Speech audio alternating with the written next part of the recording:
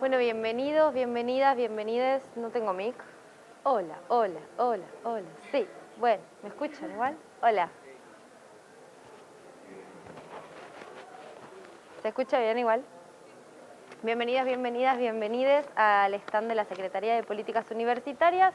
Hoy vamos a estar con la Universidad de San Martín con la exposición Pico, luego existo, bichos que transmiten enfermedades, y las expositoras son María Victoria Cardo, Alejandra Rubio, Georgina Fronza, Carely Melgarejo, Marlene Klieger y Carolina Ocampo. Que le disfruten cuando quieran.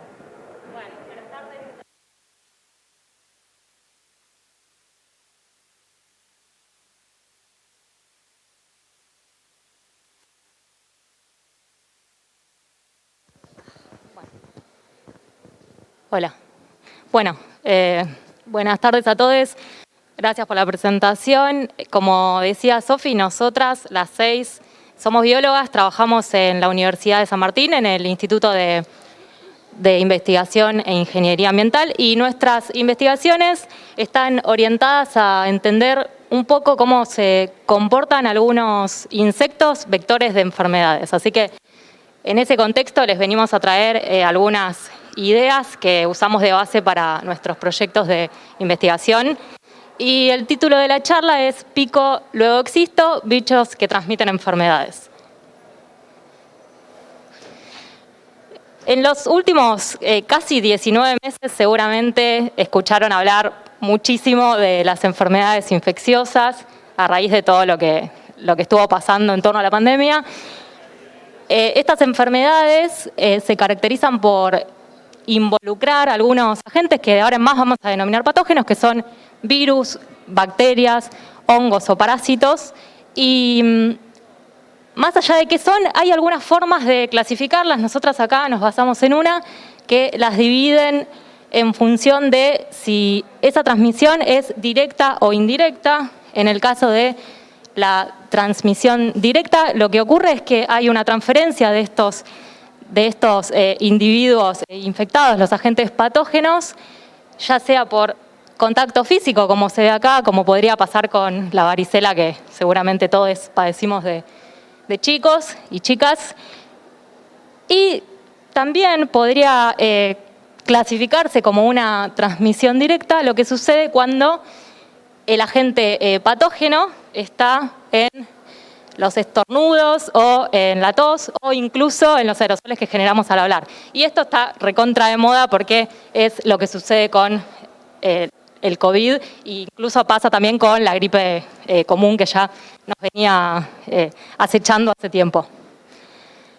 Por otro lado, las enfermedades infecciosas también se pueden transmitir de otra forma indirecta. Y esto hace referencia a que estos patógenos van a necesitar un intermediario, algo que de alguna forma los transporte.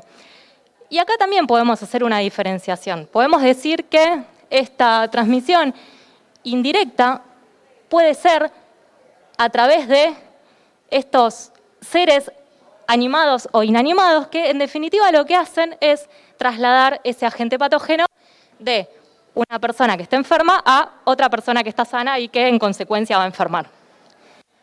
Pero a nosotras nos va a interesar mucho más esta otra categoría de transmisión indirecta, que es la transmisión biológica. Y esto se debe a que, como les contaba antes, trabajamos con algunos insectos que son justamente los encargados de este tipo de transmisión. Y a diferencia de lo que pasa en el primer caso, donde vemos que estos intermediarios llevan en superficie a los agentes patógenos, acá en la transmisión biológica nos va a interesar lo que pasa adentro del cuerpo del intermediario, que es un insecto vector. O sea que nos vamos a centrar en esto.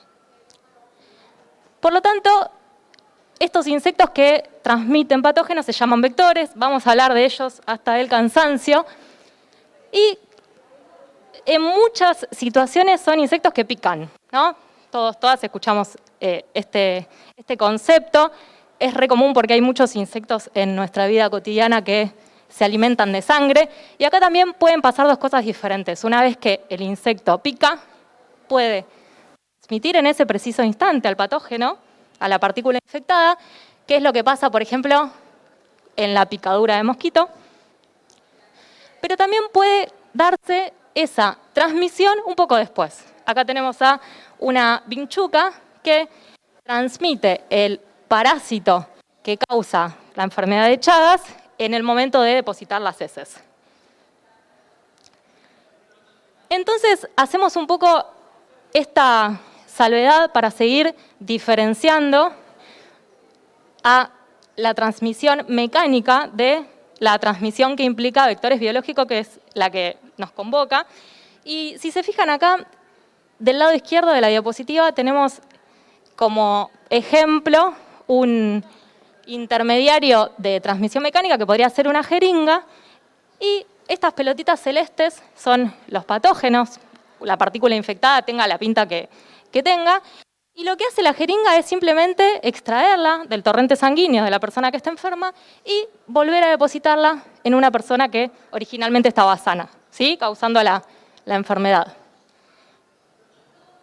En contraposición, como les adelantaba un par de diapos atrás, los vectores biológicos, además de hacer este proceso de extraer los patógenos, en este caso sería una vena, un capilar sanguíneo de una persona que está enferma, y llevarla a la persona que está sana, fíjense que tienen un proceso que se está dando en su interior, que es esta transformación de pelotitas celestes y amarillas, y con eso hacemos referencia a que el patógeno se está reproduciendo adentro del cuerpo del vector, ¿sí? Entonces, hay un proceso extra que tiene que ver con la amplificación, que habla un poco de esta relación súper estrecha que hay entre el vector y el patógeno que nos va a infectar.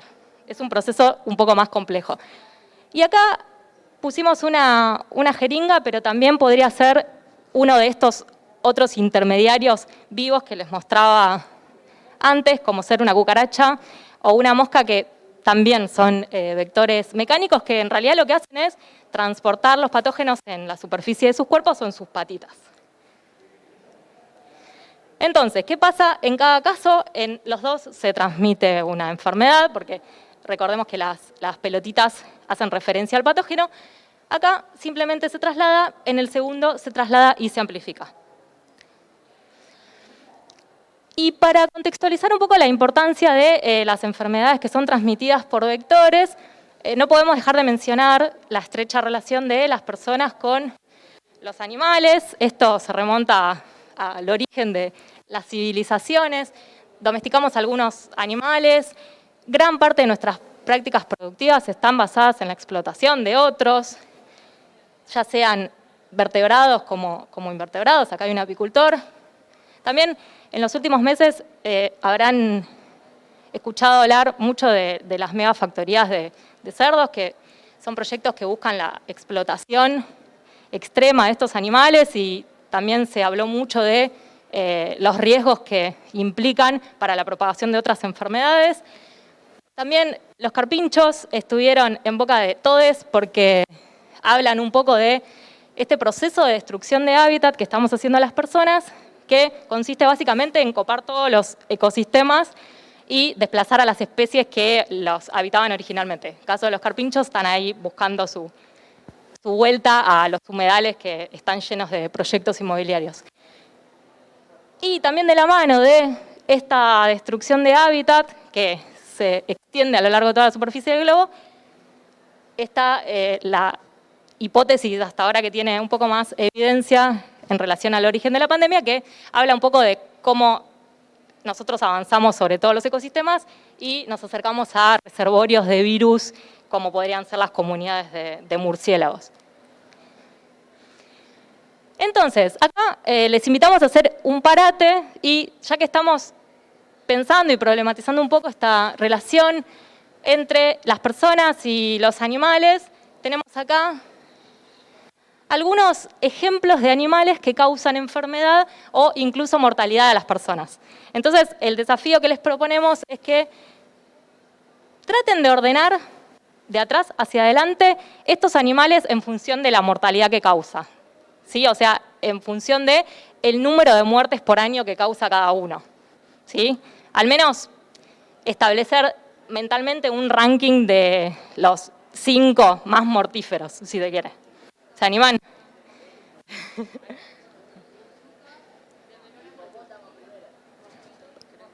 Esperen, de menor a mayor, o sea, del más inofensivo al más letal.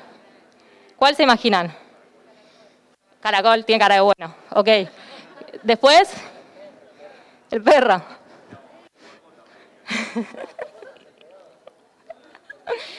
El peor de todos, ¿te parece?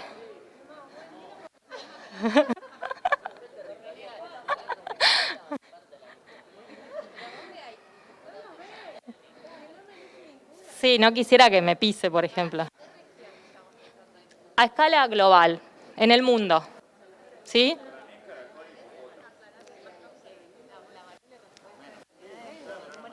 Sí, el número de muertes por año.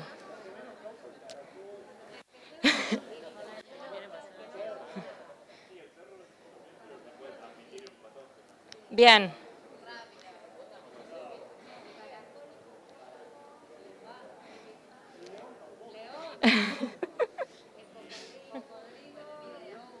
Bien, y al revés, les desafío a pensarlo al revés. Los más mortíferos.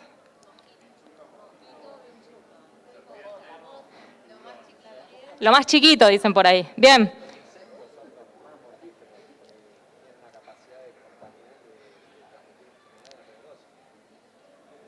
Bien, spoiler alert. No lo trajimos nosotras. Bueno, veamos entonces qué animales son más mortíferos, empezando de atrás para adelante. Tiburón.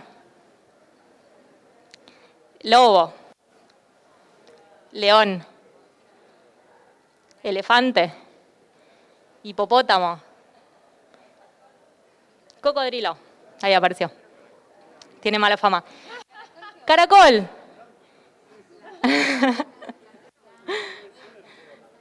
Bueno. A humanos, sí. No, eso tiene que ver con que está involucrado seguro en algún proceso de transmisión de enfermedades del que vamos a hablar a continuación. Avancemos a ver quiénes son. La vinchuca, bien por ahí. La mosca tsetse, causante de la enfermedad del sueño. El perro.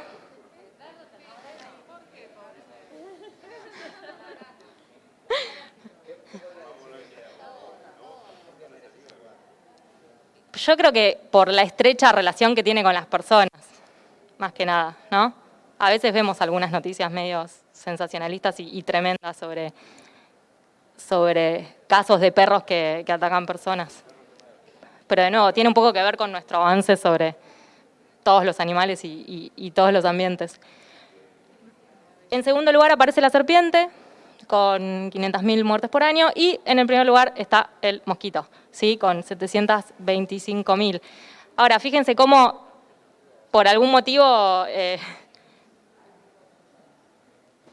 detectamos a los pequeños animales como potenciales transmisores de enfermedades y quizás lo que se parece más a nosotros como el perro no lo tenemos en cuenta. Pero lo que nos interesa destacar de acá es que en el top 5 hay 3 insectos picadores que transmiten enfermedades. O sea, hay 3 insectos vectores. ¿Y dónde se imaginan que estaría el humano? Porque por motivos didácticos lo sacamos, pero estaba. Segundo. Exactamente. Entre mosquito y serpiente está el humano, ¿no? Que también un animal más, un animal bastante particular. Bueno.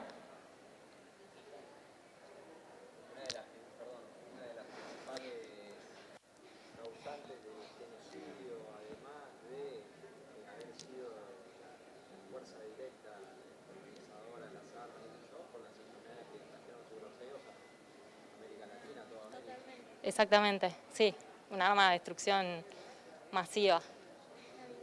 Sí, sí. Y también por la falta de inmunidad que siempre hay en las poblaciones que reciben esas nuevas enfermedades, sí, totalmente. Acá entonces les invitamos a hacer este otro parate para ver qué enfermedades transmitidas por vectores se les ocurren, porque ya estuvieron mencionando varias, pero para empezar a ordenar un poquito esta información. Dengue, buenísimo. El hantavirus, sí, la enfermedad de Chagas.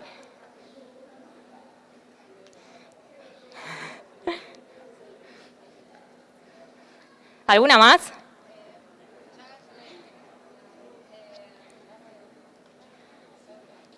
Exacto, el Zika. La difícil de pronunciar, el chikungunya, bien. Bueno, todas esas son enfermedades vectoriales. Acá, solo a modo de ejemplo, resumimos algunas. Están los mosquitos del género Aedes que transmiten varias enfermedades que ustedes mencionaron, como Zika, dengue, chikungunya y la fiebre amarilla. Está Anófeles, que es el vector de un parásito que causa la malaria.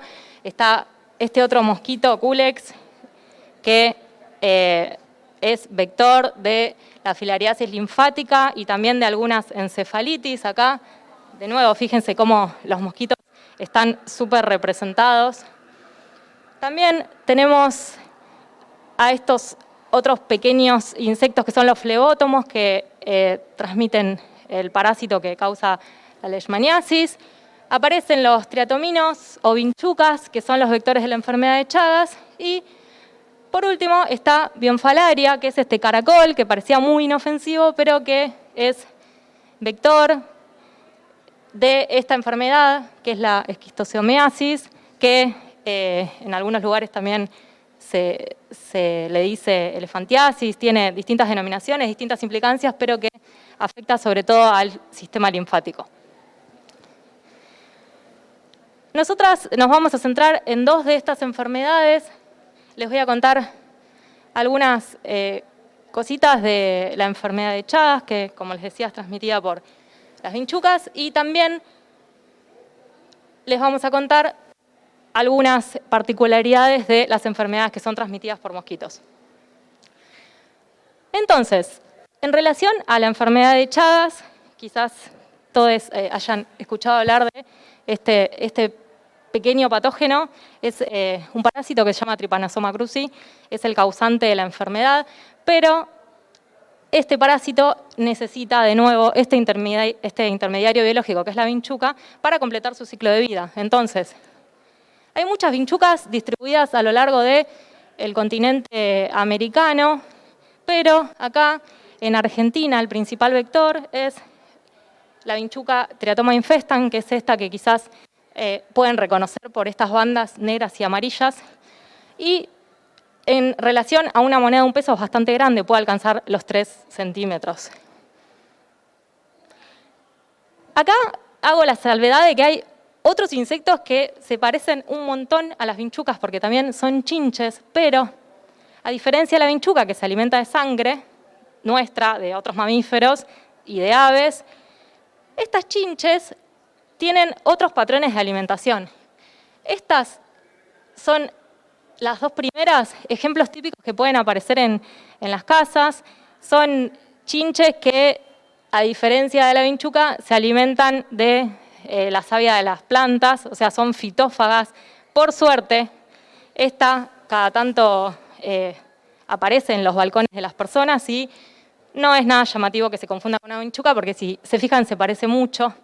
Pero hay algunas cositas que podemos usar para darnos cuenta que no se alimenta de sangre y la clave está en ver el pico, ¿sí? Las que se alimentan de sangre tienen un pico que se llama proboscis, que es como, para que se imaginen, un sorbete de los que usamos cuando abrimos una lata de gaseosa, bueno, algo así parecido, mientras que las que se alimentan de los fluidos vegetales no tienen este pico, es un poco más curvado, y también hay otras como esta que es una cucarachita de agua que tiene medio pinta de vinchuca, pero que no lo es, y si se fijan tiene un cuerpo un poco más robusto, y esto tiene que ver con que se alimentan muchas veces este tipo de insectos de otros, ¿sí? Entonces son predadores, tienen otra forma en el pico y otro patrón corporal. Pero ojo, porque quizás en algún momento nos cruzamos con una de verdad. Algo muy característico que hace la vinchuca Triatoma infestans, que es la que está acá, sobre todo en la zona norte de Argentina, es dejar sus defecaciones sobre la pared a modo de rastro. Entonces, es muy factible ver los rastros de presencia por más que no la veamos a ella. Pero de todas formas, si en algún momento tenemos alguna duda con un insecto que encontramos y nos da miedo, hay una herramienta de ciencia participativa que se llama GeoBin, que se puede descargar desde cualquier teléfono, que tiene una función que nos permite subir una foto del insecto y diferentes personas del país la identifican y nos dicen si es o no es un animal que se alimenta de sangre y potencial transmisor de un patógeno. Bueno, y por último, en relación a esta enfermedad, no quería dejar de mencionar que la vinchuca tiene un ciclo de vida en el que arrancamos, lógicamente, con la puesta de huevos y después pasa por 5 estadios ninfales. ¿Qué quiere decir? Estos son insectos que todavía no están maduros reproductivamente, no se pueden reproducir. Y fíjense que es muy particular esto porque todos esos estadios inmaduros son iguales al adulto. La única gran diferencia que podemos encontrar es que el adulto desarrolla alas y por lo tanto la capacidad de volar, pero después son re parecidos. Y todos estos momentos de la vida de la vinchuca tienen la potencialidad de transmitir la enfermedad. Pero ojo, porque no transmiten la enfermedad por ellas mismas, sino que tienen que contraerla previamente, ¿sí? Tienen que alimentarse de la sangre de una persona que tenga el parásito para después ir a otra persona y contagiarla, ¿sí? Y eso es lo que se quiere representar acá. Es una vinchuca que está picando a una persona que está infectada y adquiriendo de alguna manera la potencialidad de ser infectiva. Entonces, después cuando pica a otra persona, generalmente cuando esa persona está dormida, se rasca, a través de las heces ingresa el parásito al torrente sanguíneo. Sí.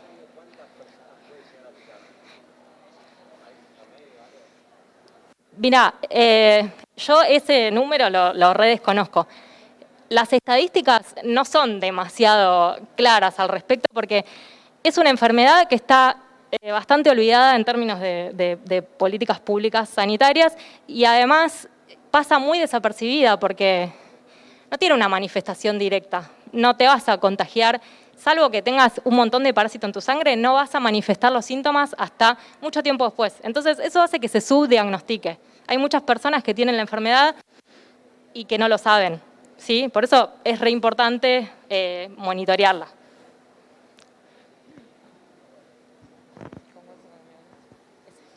Bueno, ahora llegó el turno de los mosquitos.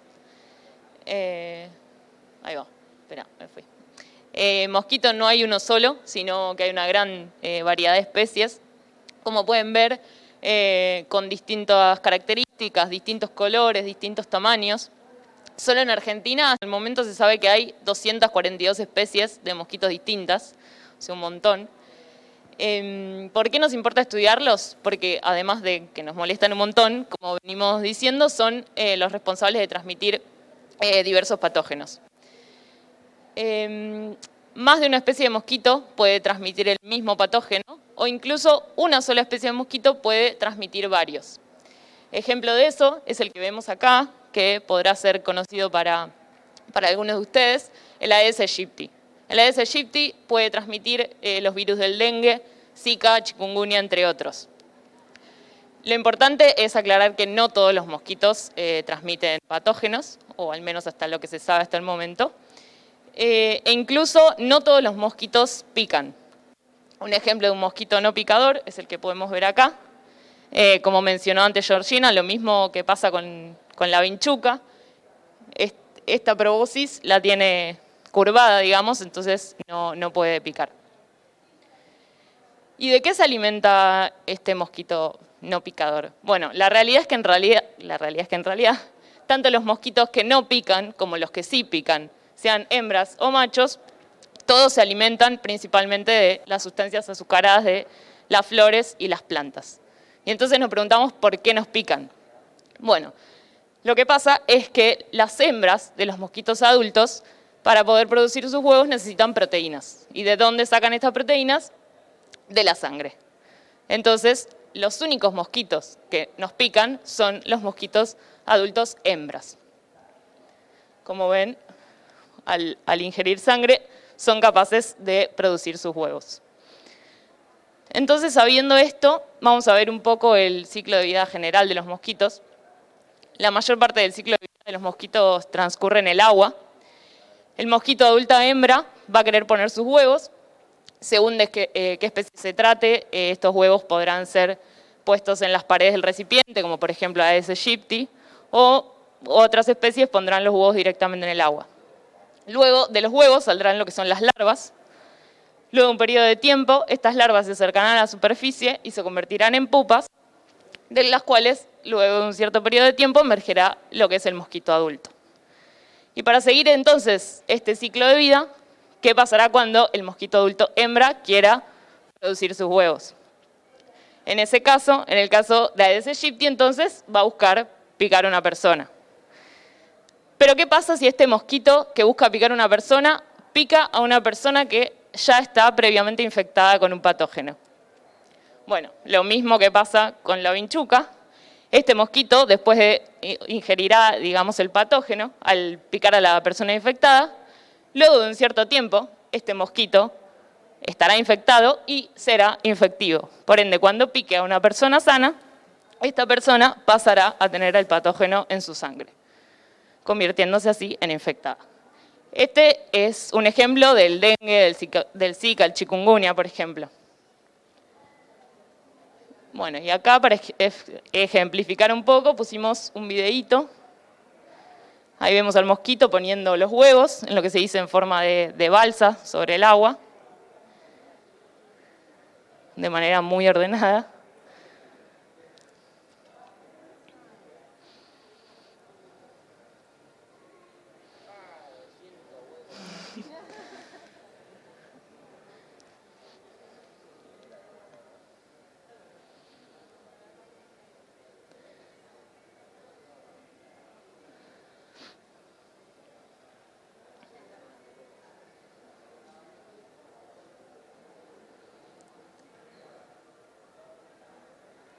Bueno, y ahí podemos ver cómo de los huevos empiezan a salir las larvas.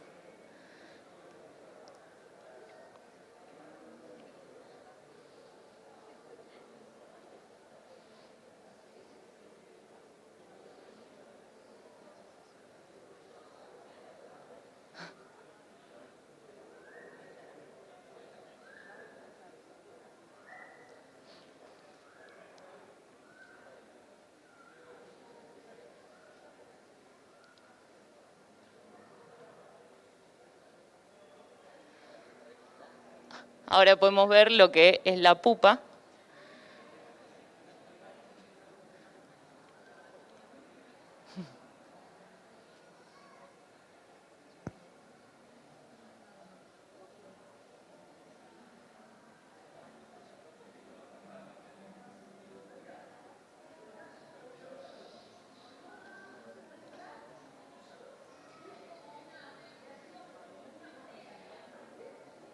Y bueno, así es como aparece el mosquito adulto, que en este caso tuvo mucha mala suerte y se lo comió una araña, ni bien salió.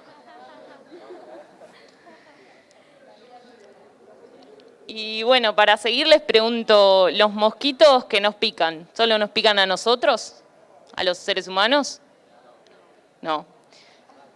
Exactamente. Pican a una gran diversidad de seres vivos. Como podemos ver en las fotos, pueden picar vacas, caballos, pueden picar a nuestras mascotas, como los gatos y los perros, incluso a las aves. También pueden picar a los reptiles, como las serpientes, anfibios, sapos, ranas, e incluso, para sorpresa quizás de muchos, también pueden picar peces cuando estos se acercan a la superficie, e incluso algunos invertebrados como lo son los gusanos. ¿Y por qué es que nos interesa a nosotros saber a quiénes pican los mosquitos? Bueno, esto pasa porque hay ciertas enfermedades que no solo se transmiten entre humano-mosquito, como el que vimos antes, que es el dengue, el Zika, el chikungunya. Hay otras enfermedades que involucran otros seres vivos, otros animales. Un ejemplo es un virus como el virus del oeste del Nilo, que se mantiene en la naturaleza en un ciclo entre mosquitos y aves. Lo mismo que sucede siempre, si un mosquito pica a una ave que está infectada con el patógeno, el mosquito, por ende, tendrá el patógeno para contagiar a una ave sana que pique luego. ¿Y por qué nos importa esto? Porque este mismo mosquito puede también picar al humano. Mismo también puede picar a los caballos, entre otros seres vivos más. Esto significa que estarían estos mosquitos transmitiéndonos virus a nosotros, que en realidad se mantienen en la naturaleza en ciclos en poblaciones de aves. Lo que sí es importante destacar es que en este caso, aunque nosotros tengamos el patógeno, si un mosquito nos pica, no le transmitiremos el patógeno a ese mosquito. A diferencia de lo que sí sucede con el dengue, el zika, el chikungunya. Y creo que venía.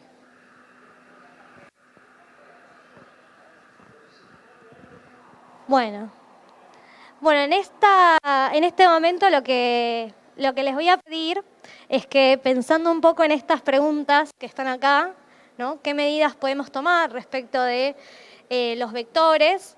Se acerquen a colocar palabras en esta cartulina como para pensar eventualmente entre todos con esas palabras qué medidas se les ocurren que serían deseables tomar para controlar a los vectores. Bueno, digamos, podemos eventualmente, después de hacer eso, discutir un poco si servirían para todas, digamos, para todas las enfermedades, si hay medidas que son deseables para algunos insectos y no para otros, ¿sí? Pero bueno, los invito entonces a que pasen y coloquen las palabras que se les vayan ocurriendo relativas a el control de vectores, ¿sí? Que es un poco lo que venimos charlando, ¿sí? Acá a la mesita, sin vergüenza.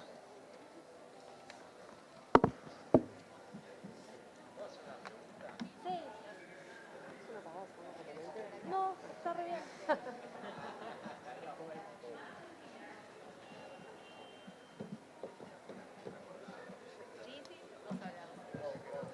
¿Alguien más? Vengan, vengan.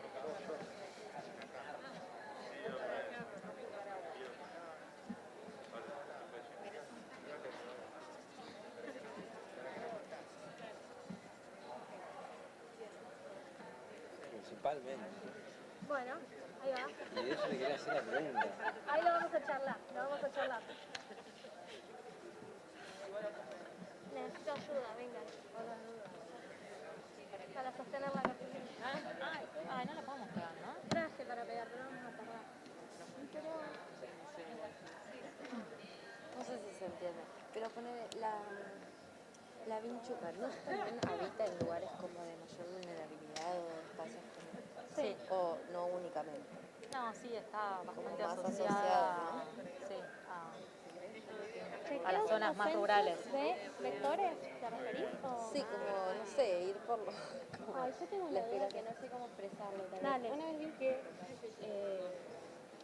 se largaban mosquitos para combatir otros mosquitos. Ay, muy No sé bueno. cómo funciona eso, pero también quisiera ponerlo, pero no sé Mosquitos cómo. que atacan Mosquitos a que mosquitos. Y ahora lo charlamos. Sí, la Y ahora que liberación de me mosquitos. dio mucha impresión todo lo que estuvieron mostrando. Uno no toma conciencia y dice, es un mosquito, pero no, es asqueroso. No, pero esa no es la moraleja. Se van todos odiando a los insectos. Para que todavía Mal. Bueno, si querés me quedo yo Bueno, cual me poste respondí, no sé teniendo si el se arco. entiende. Dale. Era una palabra. Sí. Rara. No, pero está buenísimo, sí. Me gusta mucho que Juanpi quiso escribir un escrito, pero... Me siento muy condicionada porque no voy a escribir una burrada. Lo vamos a... Porque le quemo la cabeza. Estás convocado a escribir. Sí, viste. ¿Qué te va a comer? Ahora si me ayudan. ¿Qué No harías? yo había pensado esto. Y bueno, Es ponelo. esencial. Sí, ponelo. Por dos. Tan del palo de las Por sociales, dos. se duele. No vale Y también, copiarse. hay también Pero acá, de dar información pública en general. ponelo. Difusión. Claro. Me gustó eso, campañas.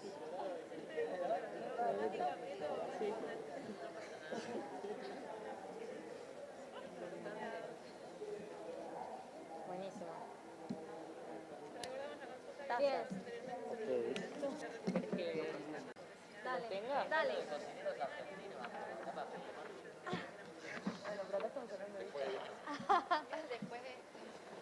Bueno, entonces vamos a... ¿Querés agarrar el micrófono? Ay, que sí. queda grabado?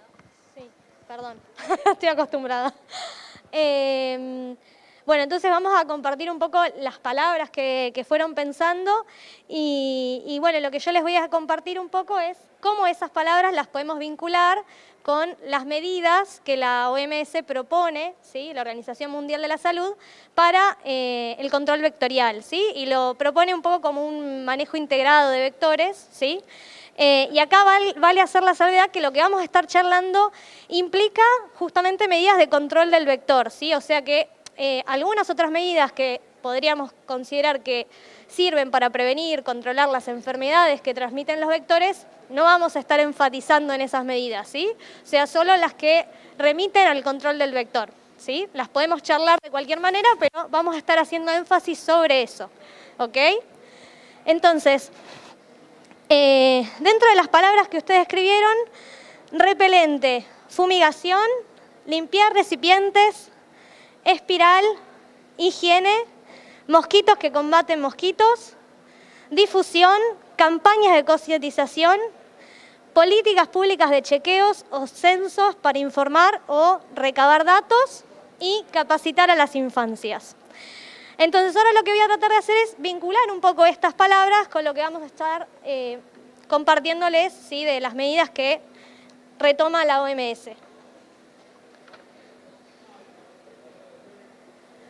Bien, entonces, una de las medidas que retoma es la medida de protección personal, ¿sí? Que, digamos, como la palabra ya les suena probablemente, tiene que ver con evitar el contacto de las personas con el mosquito, ¿sí? Buscar diferentes maneras de evitar ese contacto.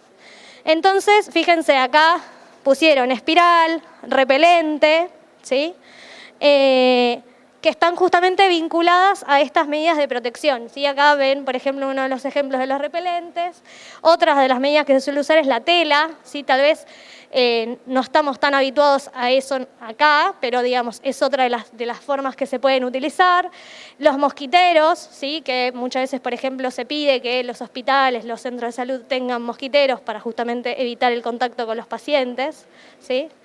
¿Se les ocurren algunas otras dentro de esto? No, seguimos. Manga larga. Sí, es cierto, bueno, el uso de cierta ropa. Bien, la OMS toma esta idea de manejo ambiental, ¿sí? Nosotros acá hicimos esta diferencia entre manejo ambiental y mejoras en las infraestructuras, ¿sí? Muchas veces la OMS lo toma simplemente como manejo ambiental de forma muy amplia. Y acá podemos hacer esta diferencia entre, por un lado, justamente las mejoras que habría que realizar de manera general, como la provisión de agua potable, ¿sí? O la eliminación de basurales a cielo abierto, ¿sí? Que estarían, digamos, directamente vinculadas, en el caso de lo que dice la OMS, con la posibilidad de que existan criaderos en espacios públicos, ¿sí? Ahí vale mencionarles que los criaderos vendrían a ser todos aquellos lugares donde, en el caso, por ejemplo, de Aedes aegypti, podría depositar sus huevos, ¿sí? Entonces, estas medidas en gran medida las estoy compartiendo vinculándolos con Aedes aegypti, que, como ya dijimos, es uno de los vectores que traemos en la charla, ¿sí? Entonces, bien, eliminar todos estos posibles criaderos, ¿sí? Sería parte de lo que conocemos como manejo ambiental, ¿sí? Que tal vez en algún momento lo escucharon también como descacharreo y que justamente acá lo colocaron, esta idea de limpiar recipientes, ¿sí? Y acá también podemos pensar un poco qué implica esto de la higiene, ¿no? Que aparece también con las imágenes y muchas veces aparece con esta idea de eliminar los recipientes. Y que ahí tal vez tendríamos que hacer esta salvedad de que no necesariamente los espacios que parecen sucios tienen criaderos y a la inversa, ¿sí? Muchos espacios que parecen limpios también tienen criaderos, ¿sí?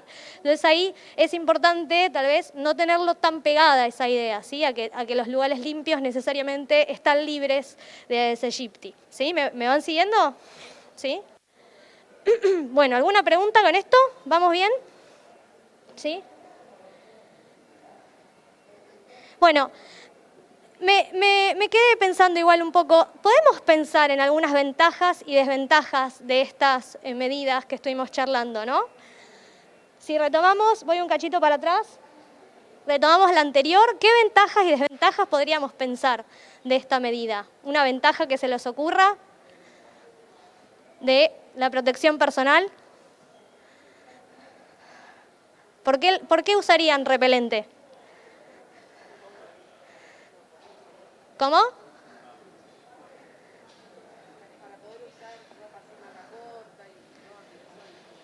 Claro. Claro, es más cómodo, digamos. Parece como algo relativamente fácil, ¿no? Y una desventaja. ¿Cómo?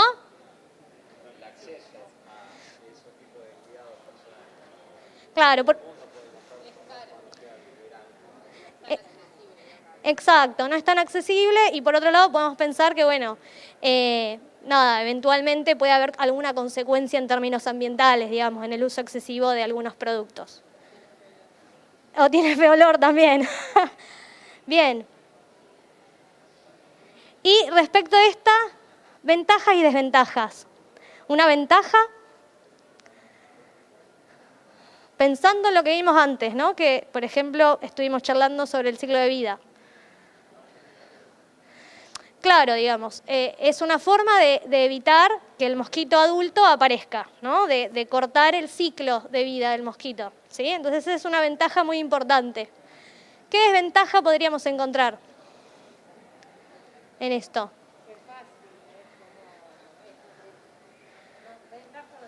Desventaja. Claro, digamos, hay algo que tiene que ver con que las personas puedan y quieran eliminar los criaderos y por otro lado, tal vez algo que no se les haya ocurrido, pero la palabra criadero, ¿no? No para todo el mundo es evidente qué es un criadero y no todos podemos observar los criaderos, ¿sí? Entonces muchas veces esas distinciones tienen que construirse, ¿sí? No siempre resultan tan evidentes. Bien.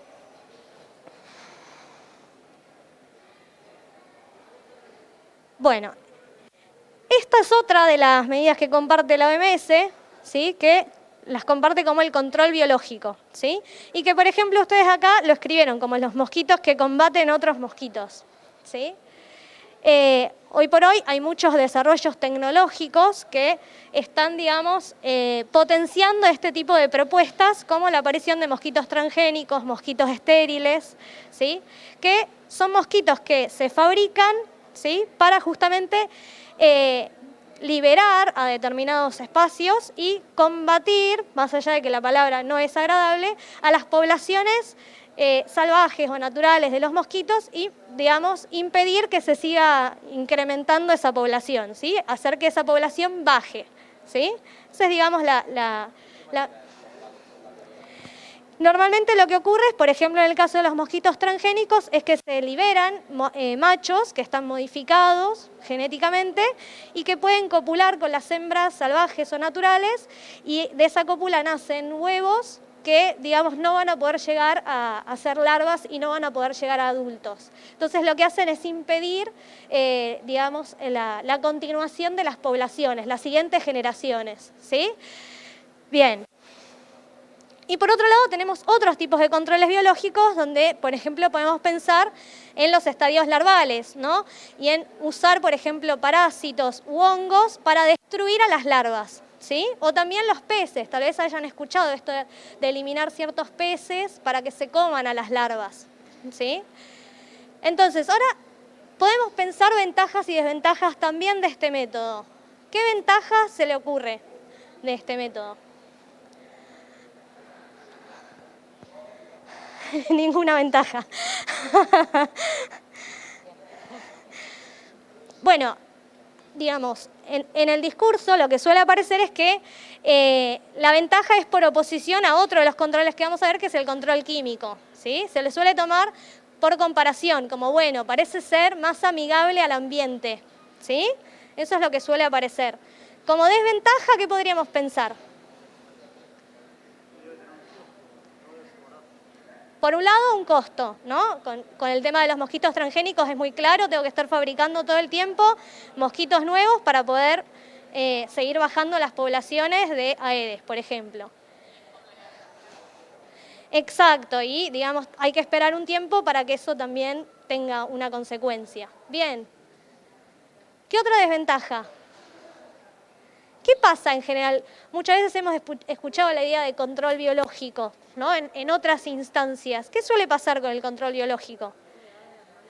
Que sale mal, ¿no? Como que hay algo que suele salir mal.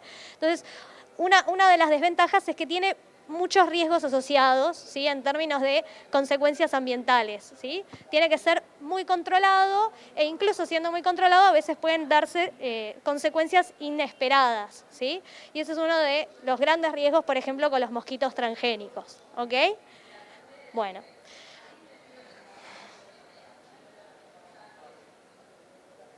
Bien, otra de las medidas que comparte la OMS son las medidas de comunicación y educación, ¿sí? Que ustedes también las traen acá con esta idea de capacitar a las infancias o de la difusión y las campañas de concientización.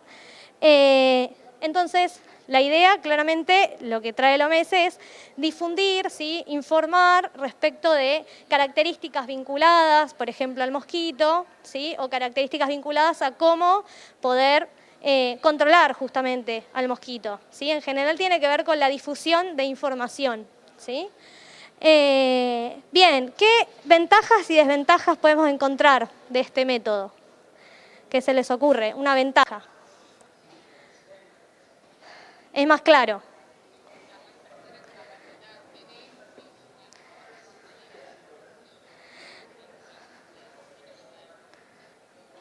Claro, es la idea de que si tengo información es, digamos, más factible que pueda actuar en base a esa información para eliminar los mosquitos.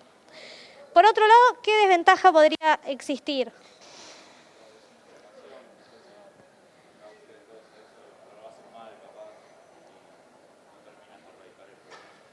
Claro, por un lado que la información científica que circula no sea correcta y por otro lado que muchas veces la difusión a veces no contempla quién está del otro lado, ¿no? Se generan tal vez informaciones de manera muy general y no se tiene en cuenta quién es la persona que escucha y qué ideas también trae esa persona que escucha, ¿no? Entonces, hay algo de eso que pueden fallar, digamos, en este tipo de acercamientos, ¿sí? Como para pensar solo algunas ventajas y desventajas, esto podríamos seguir charlándolo, ¿sí? Bien, y acá entiendo que ustedes pusieron políticas públicas de chequeos o censos para informar, recabar datos. Algo de esto puede estar vinculado con el monitoreo entomológico, ¿sí?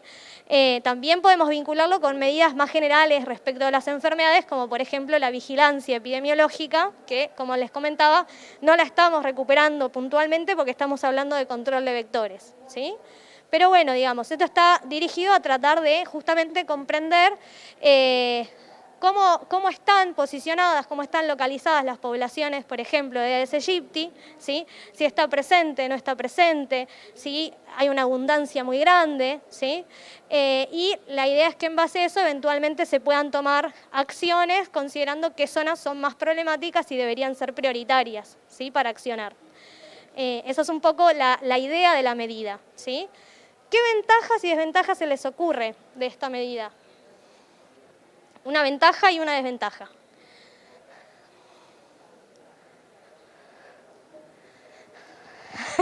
Muy difícil. Bueno, por ejemplo, podemos pensar una ventaja, ¿sí? Justamente que, bueno, tenemos en algún punto información sobre ese vector, ¿sí? Una desventaja puede ser, bueno, que en algunos casos es costoso, que en algunos casos implica recursos humanos, implica acceso, digamos, a una gestión para poder realizar eso, ¿sí? Implica cierta organización, ¿sí? Bien. Y ya para terminar, la que nos quedaba, ¿no? Que alguien había comentado sobre las fumigaciones, ¿sí? Las medidas químicas. En particular, tal vez la que más conocemos es la fumigación espacial, ¿sí? por fuera de las casas, en algunos casos también dentro de las casas, y que, digamos, lo que trata de hacer es eliminar a los mosquitos adultos, ¿sí? Hay otras medidas químicas para también tratar de eliminar a los estadios inmaduros, pero bueno, digamos, la que tal vez más conocemos es la que se vincula con los adultos, ¿sí? Con los que vuelan. Bien, ventajas y desventajas, y ahora lo vamos a seguir charlando con las chicas. Una ventaja y una desventaja. Es rápido, bien, y es visible. Esa es una ventaja. ¿Una desventaja? Bien, que puede generar contaminación ambiental, ¿sí? Que puede dañarnos, puede llegar a dañar a organismos no blancos, ¿sí? Otros seres vivos que están presentes en el ambiente donde se fumiga, ¿sí? Y que puede haber interacción con otros químicos que también estén presentes en los mismos espacios, ¿sí? Bien.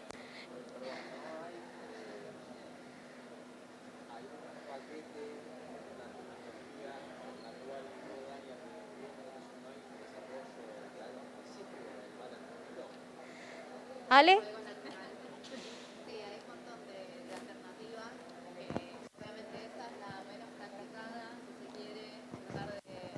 De evitar el efecto negativo sobre el ambiente, sobre otros organismos muy relacionados con los mosquitos, pero bueno, es la que más pide el público, la que tiene más adeptos.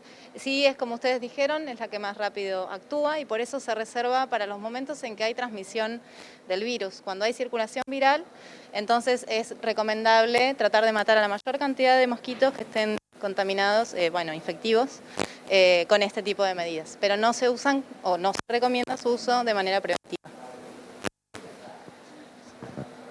Bien, buenísimo. Bueno, entonces ahora pasamos a seguir viendo algunas de las consecuencias negativas, digamos, del uso excesivo o en momentos inadecuados de, por ejemplo, las fumigaciones.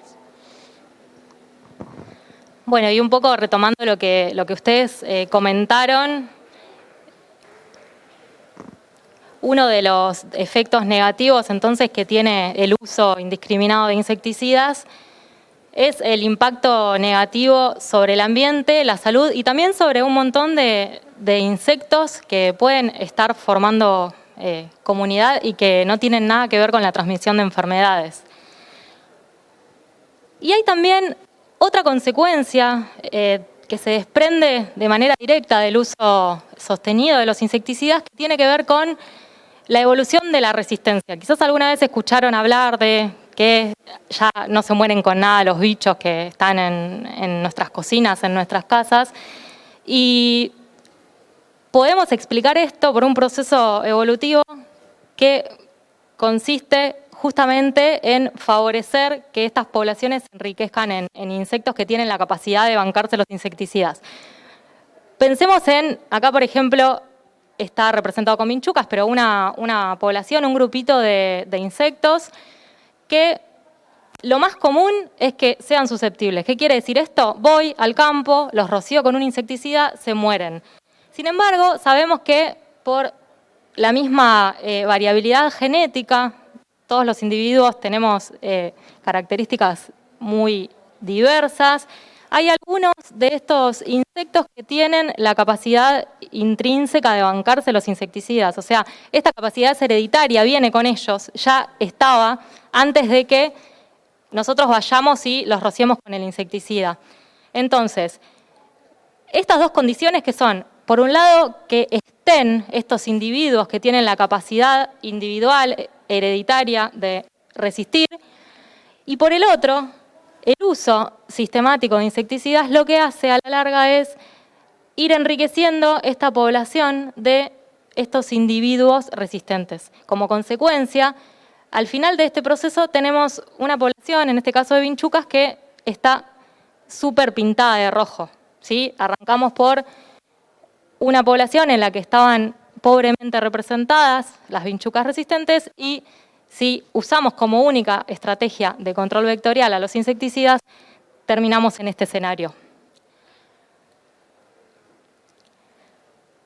Entonces, nuestra idea acá no es para nada traer una solución, porque no la tenemos, es un problema muy complejo que tiene múltiples aristas, pero sí nos gustaría mencionar que la estrategia tiene que ser un manejo integrado, que todas las medidas de las que estuvimos conversando hoy tienen que estar presentes.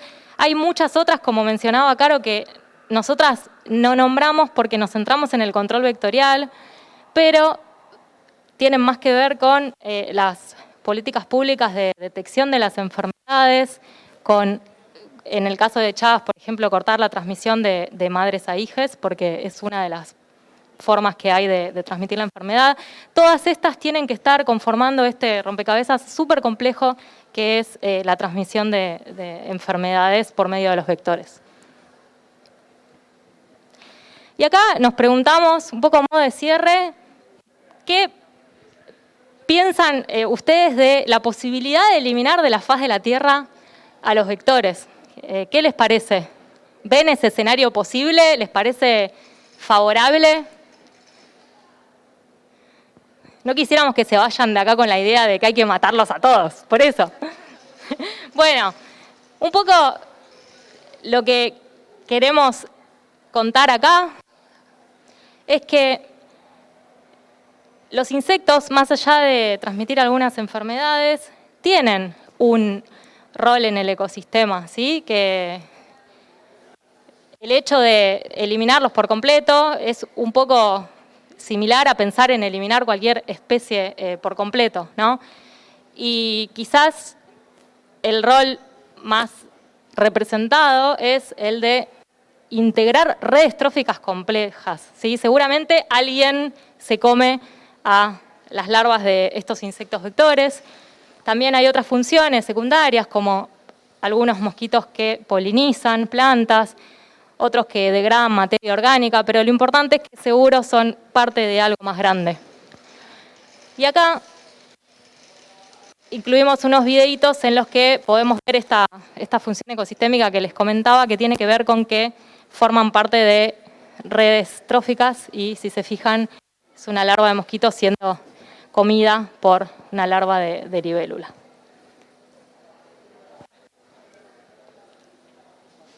No se vayan, ya nos vamos. Bueno, a mí me tocó la parte más interesante, creo yo, hablar menos y hacer las preguntas. Así que espero contar con su participación, están muy activos, entonces me agrada. La actividad es muy sencilla. Voy a hacer unas preguntas, ustedes tienen que responder simplemente sí o no, y ya, son simplemente 6 preguntas. Y bueno, la primera de ellas es... Ay, perdón. El ensayis. Bueno, ¿todos los insectos picadores transmiten enfermedades? No. Ahora quiero saber, ¿por qué no? ¿Quién dice yo? ¿Por qué no transmiten enfermedades? No era tan fácil, ¿eh? Bueno, vamos, la respuesta, no todos los insectos que pican transmiten enfermedades, solamente algunas especies y además de eso, ¿por qué? Lo vimos, lo dijeron mis compañeras. Perfecto, porque para que un vector transmita una determinada patógeno, debe haber adquirido el patógeno ya sea de un animal o de una persona que está infectada. Bueno, la siguiente pregunta, ¿solo las hembras de mosquito transmiten enfermedades? ¿Por qué? Él no escuchó. ¿Por qué dices que no? Ah. Bueno, sí, muy bien. Porque necesitan, obviamente, de la ingesta de sangre para el desarrollo y la maduración de sus huevos.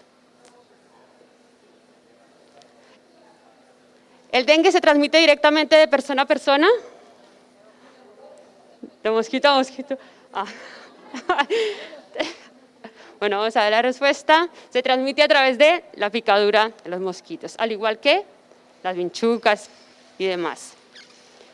¿El mosquito es el animal más letal? Bueno, y ahora les pregunto, ¿y cuál era el animal menos mortífero de los que habían mostrado?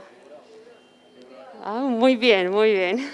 Bueno, causa 725.000 muertes por año. ¿Los mosquitos solo pican a las personas? A otros animales. Estaban muy fáciles las preguntas, ¿cierto? Oh, sí, muy buenas mis compañeras ahora exponer. Sigamos. Si una persona tiene la enfermedad de Chagas y le doy un beso o un abrazo, ¿me contagio? ¿No? Bien, porque se transmite nuevamente a través de la picadura de estos insectos. Y uno de los problemas de usar los insecticidas como única estrategia de control de vectores es la evolución de resistencia. ¿Cómo? Un poquito más. Muy bien. Y vemos la respuesta sí. Debe ser una estrategia integral que alterna diferentes metodologías. Además de esto, también en la resistencia no suele haber rotación de insecticidas o a veces utilizamos el mismo insecticida, pero lo que hacemos es aplicar más dosis y en menos tiempo. Reducimos la frecuencia del uso de estos insecticidas. Bueno, fue muy rápido. Agradecemos a todos ustedes por la participación, a mis compañeras, muy buena exposición. Espero haya sido de su agrado y ya. Muchísimas gracias por estar acá. Bueno, agradecemos a las...